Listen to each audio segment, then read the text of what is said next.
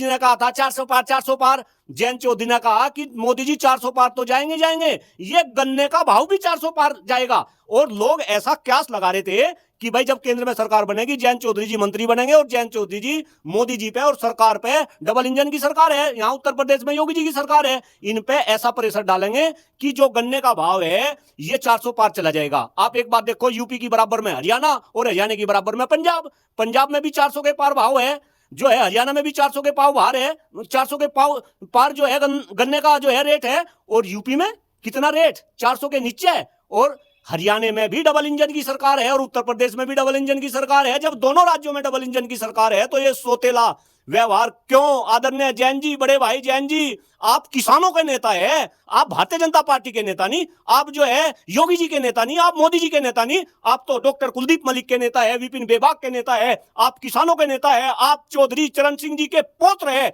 आपकी नसों में चौधरी चरण सिंह जी का खून दौड़ रहा, और अगर खून दौड़ रहा क्यों नहीं बवाल आता इस खून पे है? अरे देखना, हम तो यहाँ स्टूडियो में बोल रहे किस तरीके से जो है हमारा खून जो है खोल रहा, आपका खून क्यों नहीं खोलता? क्यों नहीं बोलते जो है मोदी जी को, क्यों नहीं बोलते योगी जी को, क्यों नहीं डिक्लेयर करवाते गन्ने का भाव 400 पार?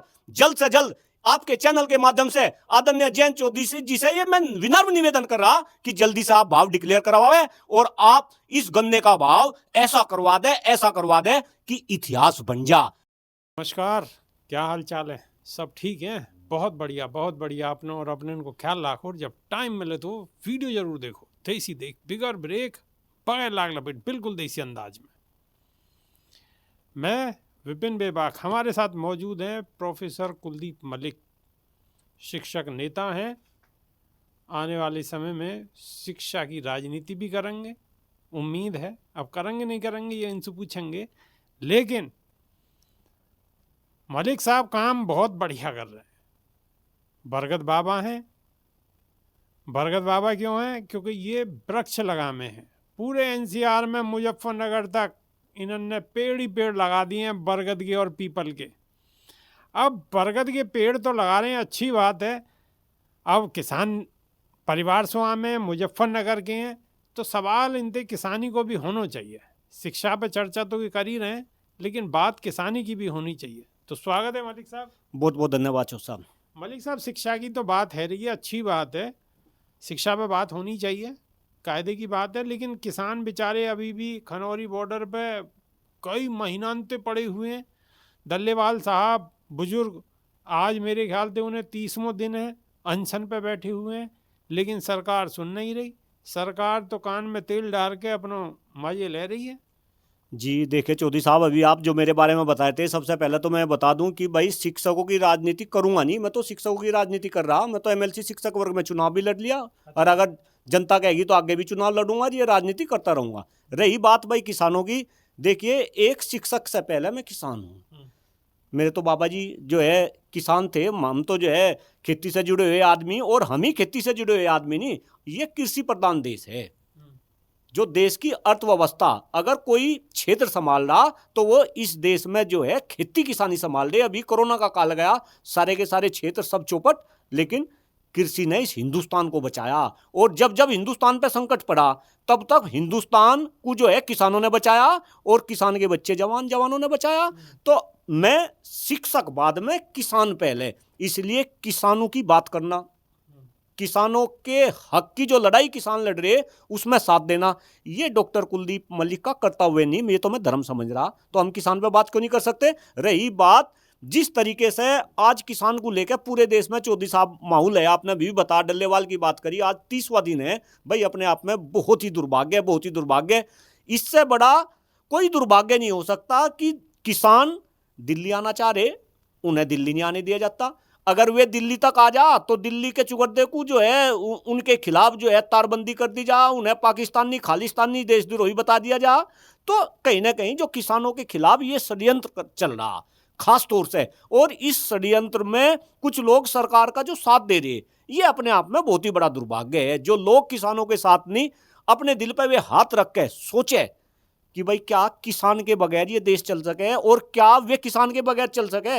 आप ये देखो, अगर हमें एक रोटी खा रहे हैं तो वो रोटी भी जो है किसान के यहाँ से निकल कर आ रही। और किसान कितनी विपरीत परिस्थितियों में काम करता है। मैं तो चौधरी साहब कई बार टीवी डिबेट में होता हूँ, और खास तौर से जो एसी कमरे में बैठ कर डिबेट करते हैं, मैं तो उनको चैलेंज करता हूँ, भाई तुम एक दिन, अब ठंड पड़ रही है, आप खेत में चलो और रात को चौधरी साहब नहर का ठंडा पानी वो किसान चलावे, जब मोरी रोक के ना फावले से पानी को रोक के। और कई बार तो मैं तो खुद देखा, मैं एक बार आपको बताऊं, मेरे घटना ध्यान आ गई।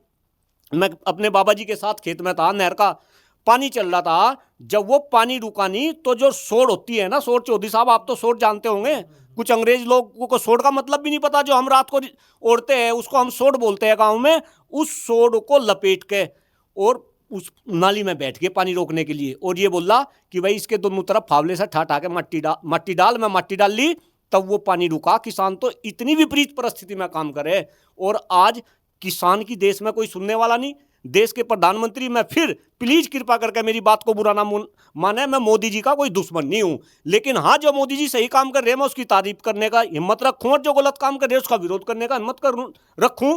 अगर मोदी जी हर किसी से मिल सकते हैं, हर किस्म की वे चर्चा कर सकते हैं, चाय पे चर्चा, परीक्षा पे चर्चा, फलाना पे चर्चा, मन की बात, ये बात, वो बात, तो क्या मोदी जी किसानों को से चर्चा नहीं कर सकते? क्या मोदी जी किसानों के बारे में बोल नहीं सकते?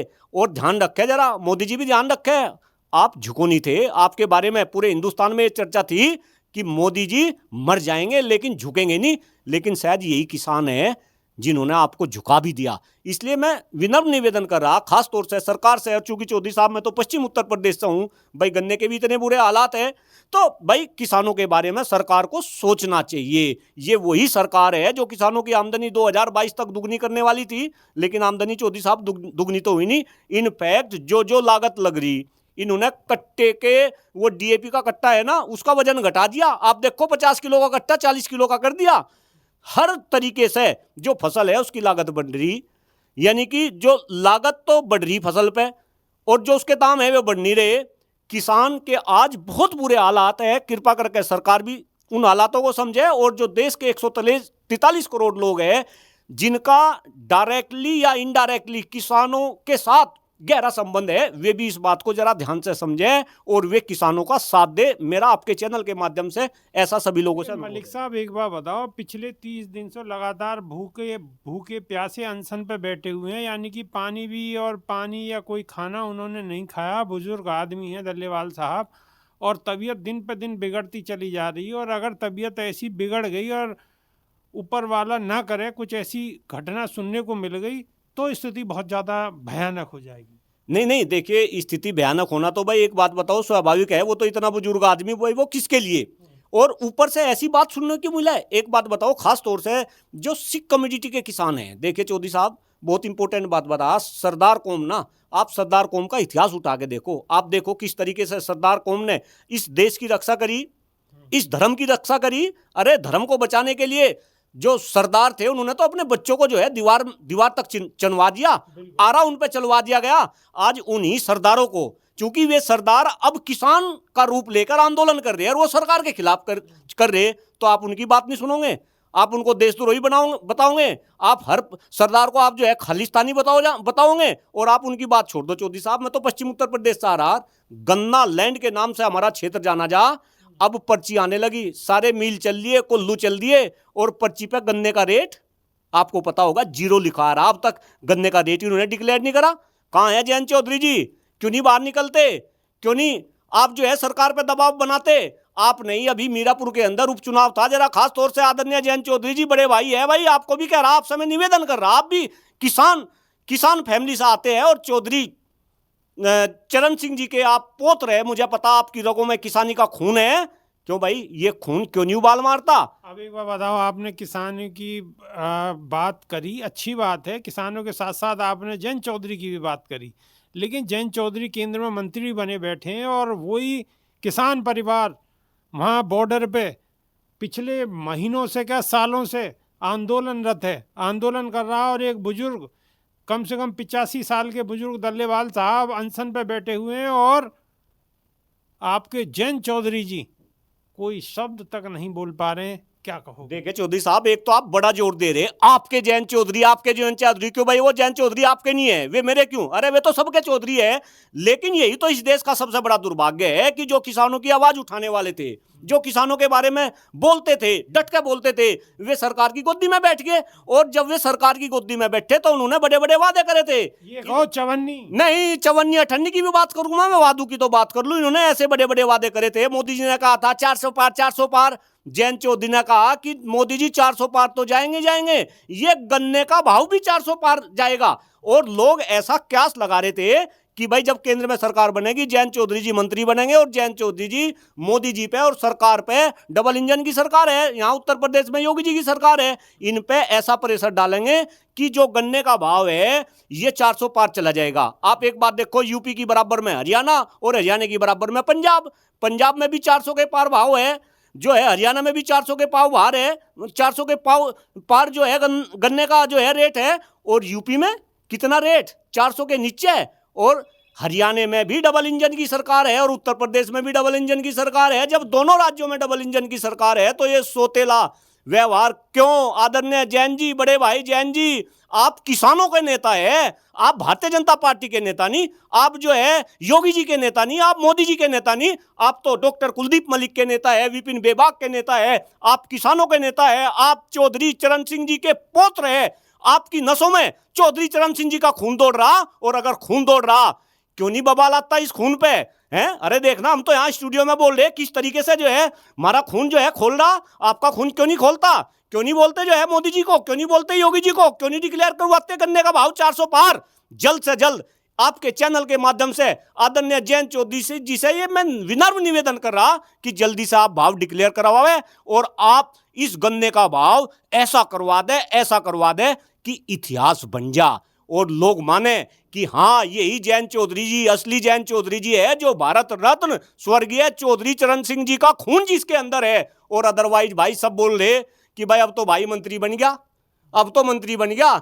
इसका मतलब आपको मंत्री बनना पसंद था, किसानों से आपको कोई मतलब नहीं। कृपा करके मेरी बात को ध्यान से सुने, नीम कड़वा है लेकिन ये नीम हितकारी बहुत है। डॉक्टर कुलदीप मलिक, कोई आपको डॉक्टर कुलदीप मलिक की बात पिंच हो सकती है लेकिन सच्चाई है। क्योंकि मैं तो क्षेत्र में घूम रहा, पश्चिम उत्तर प्रदेश में घूम रहा, शिक्षकों के साथ साथ मुझे किसान भी मिल रहे, और बस सब यही बात कर रहे बस चौधरी साहब, मलिक साहब, यू गन्ने का रेट ऐसे ऐसे जीरो आ रहा, पर्ची पे लिखा हुआ जीरो आ रहा। मैं बोल लो अब जयंत चौधरी जी को, तो वे कहे नुको हम तो जो बोल रहे, आप भी तो विपिन बेबाक के साथ लगे रहो, आप भी तो बोल लो। तो आज विपिन बेबाक के साथ में लग कर हमने खुल कर बोल दिया, चौधरी साहब तक ये वीडियो जाएगी और शायद इस पर कुछ एक्शन होगा, ऐसा डॉक्टर कुलदीप मलिक को उम्मीद है। बिल्कुल, अब की बार गन्ने का मूल्य 400 पार होना चाहिए, वरना फिर मलिक साहब कहेंगे कि चवन्नी पलट गई।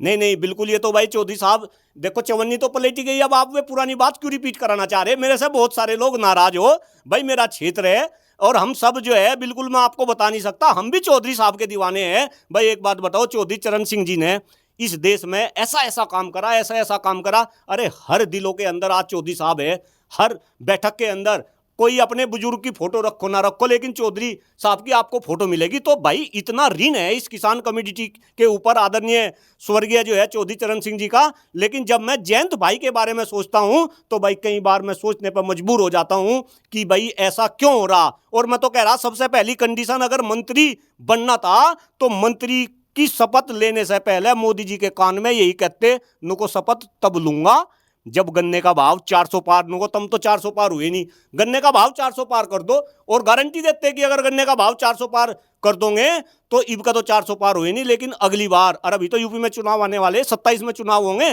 नुको तुम जो है बढ़िया विजय श्री हासिल करोगे। लेकिन पता नहीं भाई जयंत चौधरी जी की क्या मजबूरी है। चौधरी साहब एक दिन जयंत भाई के पास चलेंगे, वही इंटरव्यू लेंगे, पूछेंगे क्या मजबूरी है भाई, क्यों नहीं बोलते, क्यों नहीं गन्ने का भाव बढ़ता। ये तार मैं तो कह रहा, अगर मोदी जी नहीं जाते तो जयंत चौधरी जी वहां बॉर्डर पे किसानों से बात क्यों नहीं करने जाते? वे तो जा सके।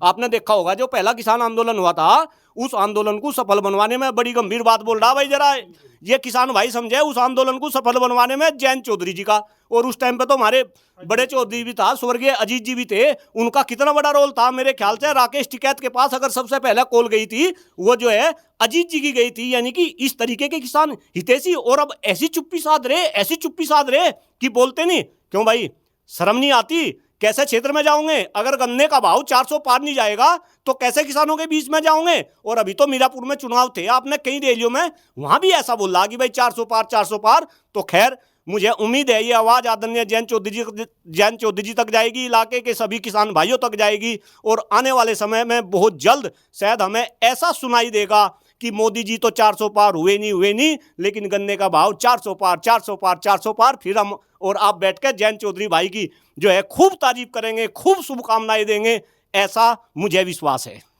ठीक है, मलिक साहब को विश्वास है कि आप जयंत चौधरी सारे गन्ने का मूल्य उत्तर प्रदेश के अंदर करेंगे 400 पार। अब 400 पार हो पाएगा या नहीं हो पाएगा ये आने वाला वक्त बताएगा। इंतज़ार करिए, आप भी इंतज़ार करिए और हम भी इंतज़ार करते हैं। तो अभी के लिए सिर्फ इतना ही। नई वीडियो में फिर रूबरू होंगे। बहुत बहुत शुक्रिया, धन्यवाद, नमस्कार। बहुत बहुत धन्यवाद चौधरी साहब।